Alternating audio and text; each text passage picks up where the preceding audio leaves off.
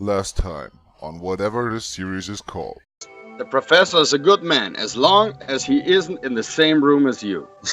I do have to say that I feel slightly offended by that statement, dear friend. Exactly, Gork gets a little low there, and with a little low I mean stomped into the ground as the team fails to keep up with the situation, and that is one more blow for an already better team that spent a considerable amount of food on a man who is no more. Opbot is taking his dear time and Josh is still under attack, and I think they don't notice, man. I think you're right, there's still no pause. Oh boy, that must hurt.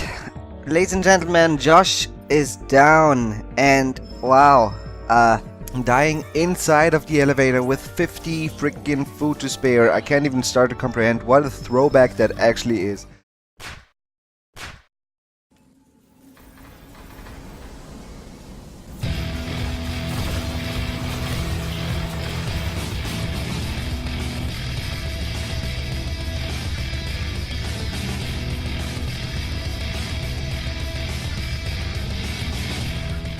Ladies and gentlemen, welcome back to floor 9 of the Dungeon of the Endless Last Man Standing tournament. And by now the question arises, can they actually make it? Matt, what do you think? You you really put me on the spot here. I mean, it's going to be hard. You know the game, and those last floors will do everything to obliterate our teams. Absolutely, and right now we're switching to Esseb, Tarosh and Opbot to see what they are thinking about the whole thing. Shouldn't there be two of you? Negative. There is exactly one Opbot version DV8 registered in my database. Yes, but I mean, where's Esseb, Tarosh? Oh, team member Esseb Tarosh is not available at the moment. What? Why? Quoting individual, "I don't need to be concerned by such meager entertainment purposes." And we are stuck with the robot. Do not discriminate. Alright. Opbot, how do you Opbot, calculate the chance of your team leaving the dungeon before and after the death of prisoner Josh and Tello. Affirmative. Chance of leaving the dungeon before the incident, 40%.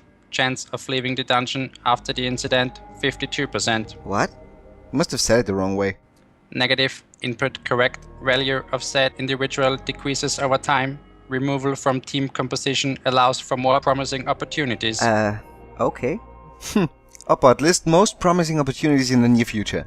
Increase in overall firepower, reaching planet surface. Rosetta QV1819. What do you mean? Session will be terminated in 3, Hey, 2, 1.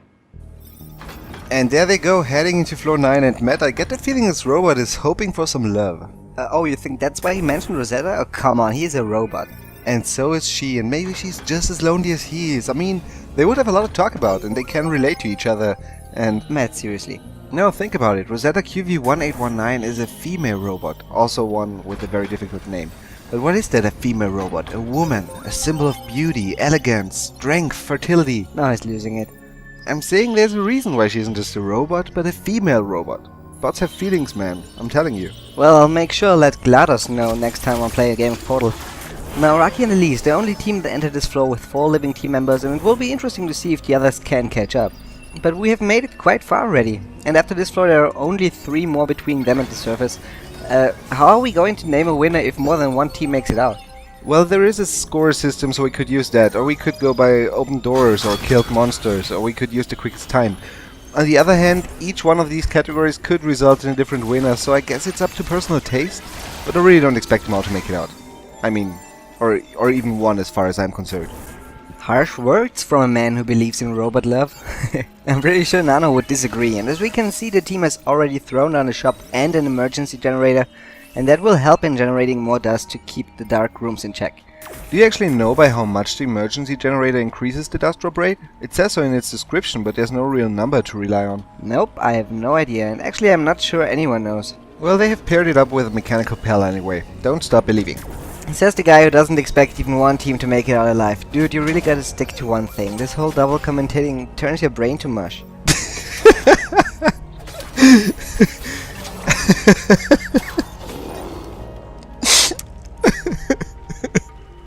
You alright? Sure. And look, Mitzi Curtis joins the ranks of Esseb, Tarosh and Opbot, and considering what Opbot said in the interview, what do you think? Does she make a better addition to the team than Josh? Let's just ignore how much you creep me out right now. And yeah, he even said it would be good to increase firepower, and that is something Mitzi definitely does. Well, in the meantime, Rocky and Elise are struggling to find enough dust, and as we speak there is not one but two hammerheads spawning. That's right, and I only see one, so that means the other one is heading for a door there in the darkness, and they will have a hard time to stop it in time, I believe. Whoa, Max got dangerously low there, but you're right, and they are aware of it, and another open door means another wave of monsters right away. That is dangerous, and the hammerhead is of course still alive, and the team is frantically trying to prepare for more incoming enemies, while obviously at the same time trying to find a good opportunity to kill that hammerhead in case it heads for another door on that side of the dungeon. Max is onto it, and he almost had it, but it appears they are lucky anyway, as it's heading for the choke to be turned into what people in my country call schnitzel. And taking a quick look at the battle in the corner, they are fine as well, it seems. Not quite. I mean, they can probably fend off what's left, but it looks like they lost not one but two major modules during the attack, and that's gotta hurt. Right, it's not great, but it's better than losing team members, and I think even better than losing dust, so I guess they will deal with it. Probably. And as we can see, they are already replacing the modules, and it is going to be industry and double industry, and looking at the current layout, they are basically going all out on industry now. Well, there are still two intact food replicators in the mix, but yes, and that is something we will see more and more in the later stages of this tournament, as monsters get too tough to deal with without heavy module support. Actually, there's a lot of monsters coming in right now for Josh and Nanor. And Rakia, who joined a door ago. Nanor pops his cooking with gas ability, but they might want to consider retreating and throwing down some turrets. That's a lot of big bastards, and Nanor switches out a scarf for the aftershave and will be ignored by the wave for now, but I really think that might be too much. Nanor is very low already, and they are still fighting 4 waves with only 2 team members. They're trying to leave the operators in their rooms, but can they do that? The game is paused repeatedly and the Crystal Hunters are already heading for the core. Josh throws in his armchair general ability a little late, maybe. Yeah. Oh, Momish is struggling. Last heals are going down. And Nanor puts on the scarf again to pull the Crystal Hunters away from the core, but now I really think that Rocky and Josh should move their asses down here. Matt, I think we might be witnessing something quite tragic here. Josh goes down there now. Yeah. I don't know. Well, I know. It's over. And he realizes it right now as well, I think. I mean, at least for Nanor and Mormish. Indeed, Nanor goes down after a very tough struggle, and as soon as the pause is lifted, Mormish will most likely follow. Damn. And that comes close to an almost definitive death sentence for the whole team, I think. I kinda have to agree. It's floor 9 after all, so... won't be easy. Well, Josh goes to pick up the pieces, and while they will carry on, they will do so very carefully and slowly. So let's check on our other teams in the meantime.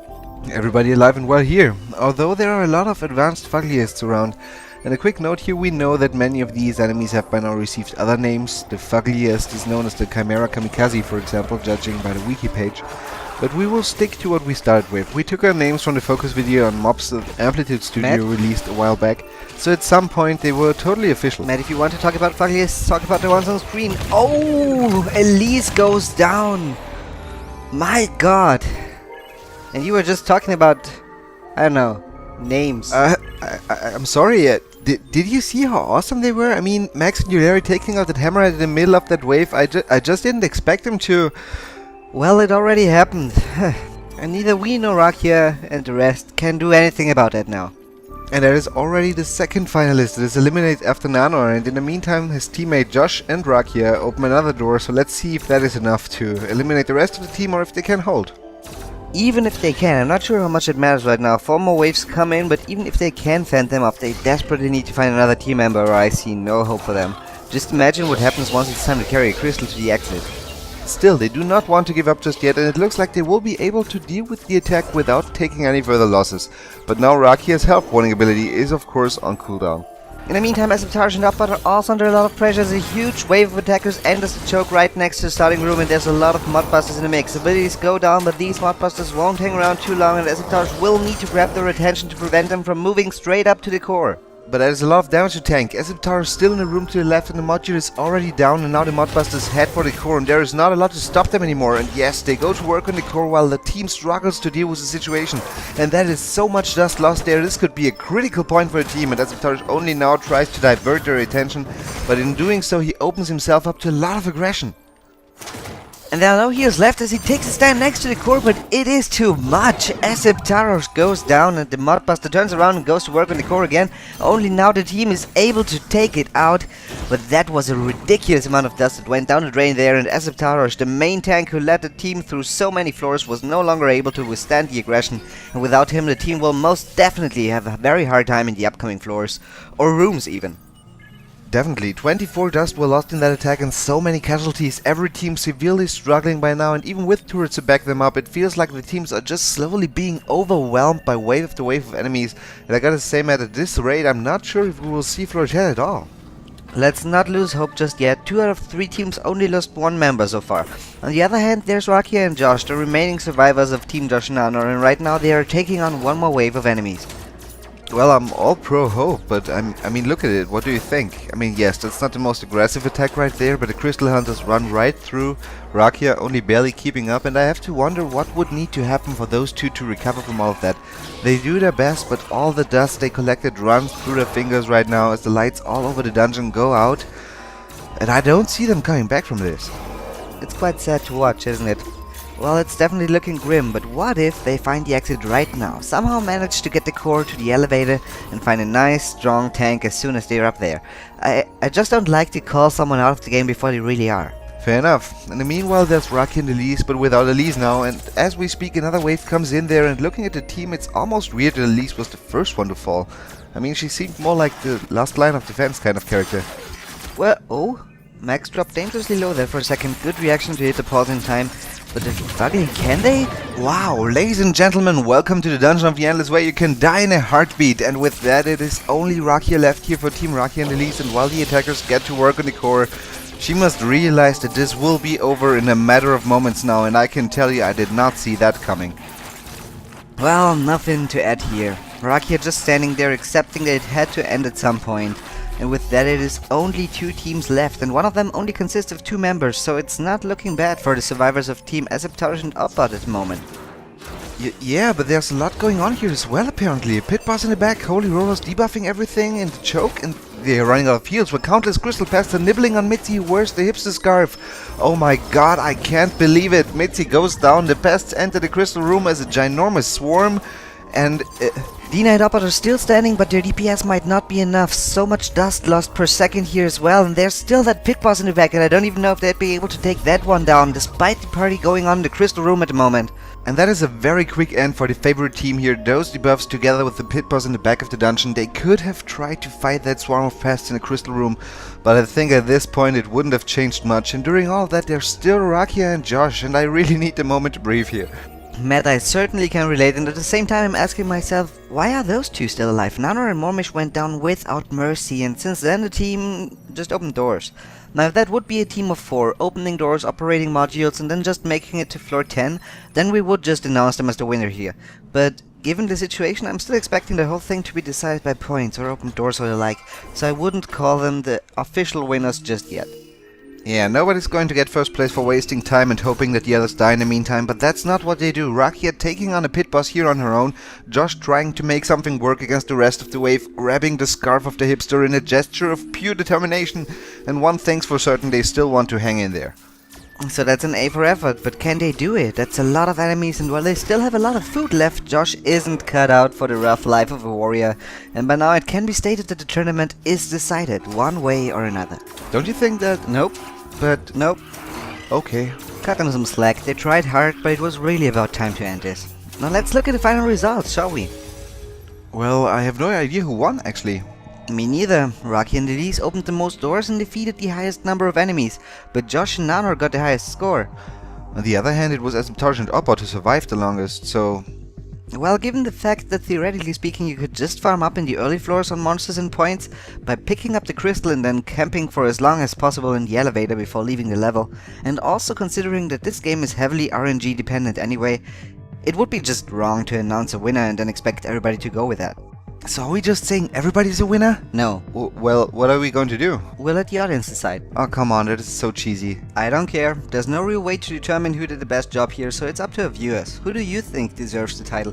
Click on the team you were most impressed by, and in roughly a week, We will announce the winners at our community meetup. Now those of you who are watching the playlist might realize there's 2 more videos up, and those are a great collection of little Easter eggs and other content, as well as a detailed explanation of the community event, just to avoid spoiling the outcome of the tournament early. Also, definitely show up at the event itself. It's easy, it's fun. The devs themselves stated that they will try to show up, and you can even win one of 2 free copies of Dungeon of the Endless, which is awesome, let's be honest. Now, who's that? I don't know. Hi there. I guess it's one of our viewers, but how did she get into the video? Oh my god, could it be one of those moments? It does look like it. She reaches for the mouse and goes for the subscribe button, but can she make it? She's almost there, and with a lot of training and pure dedication, she reaches her goal. And what a stunning performance that was, Matt. I gotta say, that was beautiful. Yeah, what a great move there, and you could see how much effort it took to stay up to date with upcoming high quality content. Thank you so much, everybody. And for those who haven't had enough yet, follow us over into the spoiler protection section, where Matt Gambler talks about the challenges in creating this tournament, shows off a few outtakes, talks about the community event, and provides a little sneak peek into one of his next big projects. It was without a doubt a great pleasure. And for now, GLHF, and thank you for watching.